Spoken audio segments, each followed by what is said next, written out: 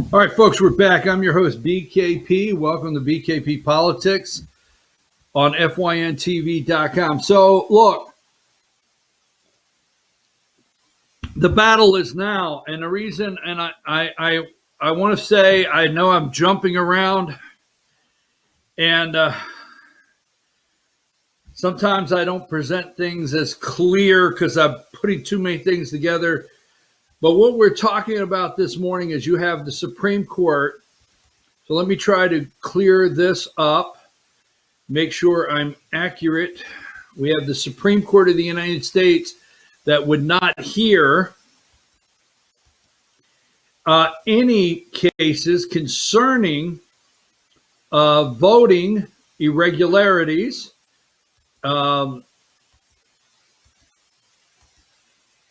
By the way, let me just say this. Give me number 19. Neera Tanden's nomination has been pulled. Number 19 has been pulled. And number 18, the Senate parliamentarian,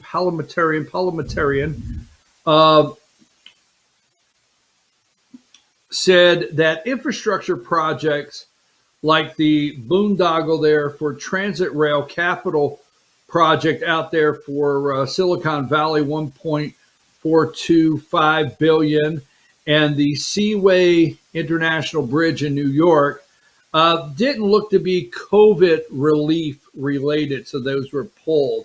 Okay, so we're talking about Arizona right now, and I want to stay focused on that for just a minute.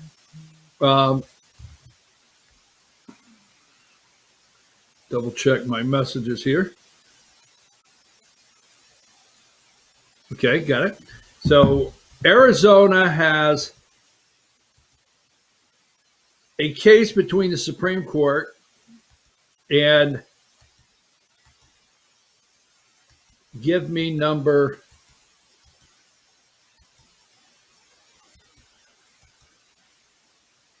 32. Arizona Central, that's the website. Republicans admit the real reason for election reforms. They help Republicans win. And then you give me number 29.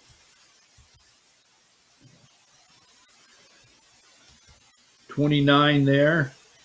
In the Supreme Court, GOP attorney defends voting restrictions by saying they help Republicans win. So let's break down the Arizona case. So yesterday, number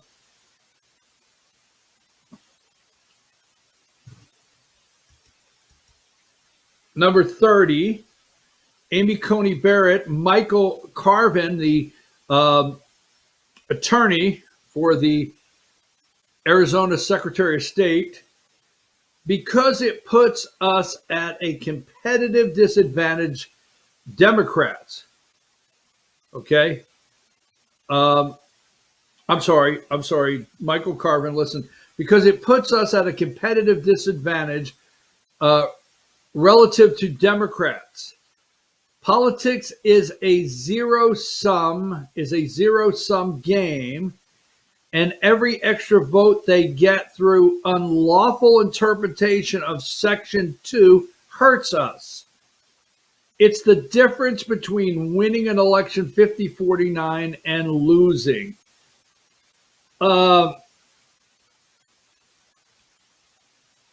So yesterday, they're trying to make their case with the number 31, and here is the article.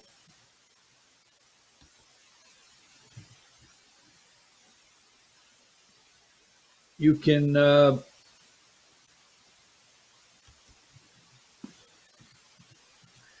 Arizona's in the spotlight. U.S. Supreme Court hears arguments, election laws, Voting Rights Act case. Okay. The votes of Arizonans and the future of the Voting Rights Act, that's Section 2, okay, the Voting Rights Act, hang in the balance of the U.S. Supreme Court on Tuesday, heard arguments about whether two Arizona election laws violate prohibitions or discriminates prohibitations on discrimination. The case also pits the state's attorney general, who argues the measure are merely responsible anti-fraud policies, against the Secretary of State, who argues both policies are discriminatory. Okay? And what this is one of the laws disqualifies, this is in Arizona, ballots of voters cast them. One of the laws disqualifies ballots if voters cast them in the wrong precinct. And the other prohibits anyone but a family member, household member, or caregiver from turning in another person's ballot. Okay? Turning in another person's ballot. Now, this has, and I just want to go to the two clips that I took out of here. This has national implications, all right? Number 55, and this is what's important, and this is what I've probably been going at for weeks right now, and it sums it up. If it's going to enact such measures to prevent fraud, the state should be able to point to evidence a real danger of fraud, she said, the attorney. But there is no evidence of ballot collection leading to any case of fraud in Arizona. So what they're arguing, and this is my concern, and this is what I've said before, what they're arguing is saying, shouldn't the state of Arizona have cases of fraud, okay, to uphold this? Where are their fraud cases? Shouldn't they have cases of fraud? And Neil Gorsuch says, does Arizona have to wait for fraud to occur in Arizona? I mean, do you have to wait? Do you have to wait for the fraud before you make a law? He signaled along with the others in the 9-member court's conservative majority, that they may be inclined to let the state's law stand. Okay? The lawyer for the state Republican Party argued that striking down Arizona's laws would stop states from initiating all manners of election policy. So, what's very important to watch with the Supreme Court is exactly what I have been talking about for quite some time. It's going to come this summer.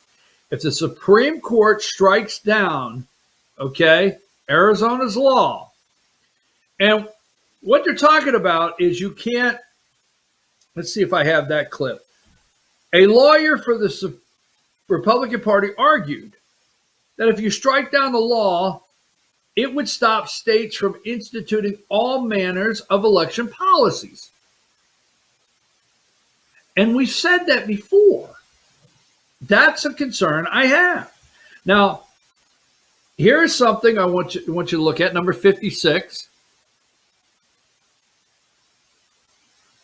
See, the U.S. Supreme Court struck down the core of the Voting Rights Act in 2013.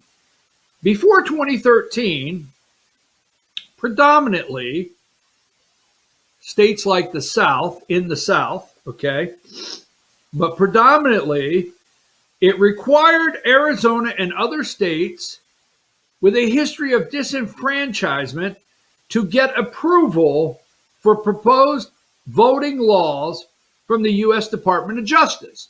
So before 2013, when they struck this part out of the Voting Rights Act, okay, a state that wanted to change voting laws, much like the South, would have to get permission from the Department of Justice. Absolutely. And you know what that means. And the Supreme Court said in 2013, no, you don't have to go get permission from the Department of Justice. This case have profound implications, okay, for Section 2 of the Voting Rights Act, which remains in place and prohibits any election rule that denies or abridges a citizen's right to vote on account of race or color. The section requires that in the totality of circumstances, elections are equally open to participate. Now, that being said, what they're saying is Arizona, Sotomayor said yesterday, Arizona has such rural counties. If you vote out of your precinct, it's not counted. The law says it's not counted. But what they're trying to say is the rural counties are so far from town that you can live on the county line and you have to drive so far to your precinct to vote. It may be easier to cross the county line and vote in the next county. Or you may drop your ballot in another county because that town is closer to the mailbox in your town. So there's multiple reasons that they argue why they should be able to vote out of precinct, or they live so far away they can't get a family member to come get their ballot to take it. That being said, we will wait this summer for this case to come, to get an answer from the Supreme Court. But I'm going to ask you right now one more time, okay? It's very important this week that you call Georgia State House, go online, and you call lawmakers, and you say HB 531 and SB 241.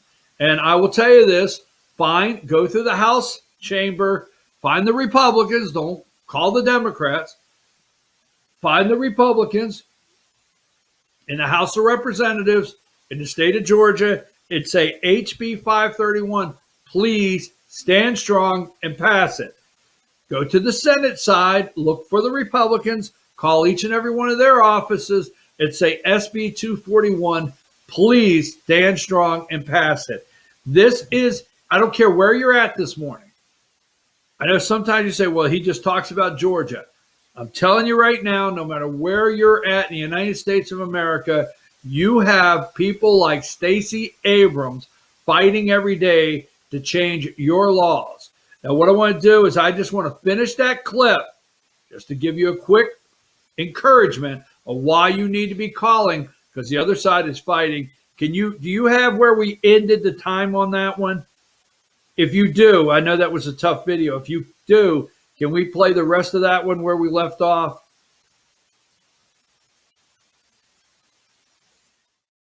Believe yet, but they have to stand up and declare they are not part of this anti-democratic force. We know that business leaders have to stand up and call a spade and say that this is wrong. When you can win elections not by having the best ideas, but by stealing the right to vote, then you do not deserve to win and you don't deserve to participate. And so what we need is a call to action that not only stops these bills in local and the state legislatures, but we've got to also fight hard to make certain that H.R. 1 and S.R. 1 and H.R. 4 become the law of the land in the United States. Do you believe that Democrats should get rid of the filibuster in order to pass H.R. 1? To pass S.R. 1? I believe absolutely SR 1 should be subject to at least a carve out. The fundamental right to democracy is the ability to vote. And if there is nothing else that we would be willing to require a simple majority to protect, it should be the right to vote. This is not an exception that is without precedent. We've already seen them eliminate the filibuster for judicial appointments. We've seen them do the same thing for budget reconciliation. This is about our democracy, and we know how fragile it is because we watched it happen less than 2 months ago. In addition to our time, in addition to all in the fight for democracy, I wrote a book called Our Time Is Now, where I lay out how egregious and how seductive voter suppression is. And we cannot allow ourselves to be seduced by the big lie, or worse, seduced by this notion that because this insurrection in January didn't work, that we're out of the woods. We're not out of the woods until we create a foundation for democracy, and that is H.R. 1. We're not out of the woods. Stealing the right to vote. Stealing the right to vote. Get rid of the filibuster. That's exactly right. That's what we're up against, folks. I know there's so many other things out there that you feel is worthy of talking about. That's the battle at hand. That's what we're up against. They have the money. They have power. Okay. They are organized, and they're going after our lawmakers. They're going after businesses. Okay. You have to stand strong right now. Make the call today. We're going to take a break. We're going to come back. Look at this right here. Number 14. Rocket attack on Iraqi base hosting U.S. forces. Hosting U.S. forces. Hosting them. Well, we're thank you that we're hosting U.S. forces at this Iraqi base that we built. We built, paid for with our money and our kids' blood, and we're hosting U.S. forces. Rocket attack. Wonder what Joe will do now. Wonder how far gas will go. Take a break.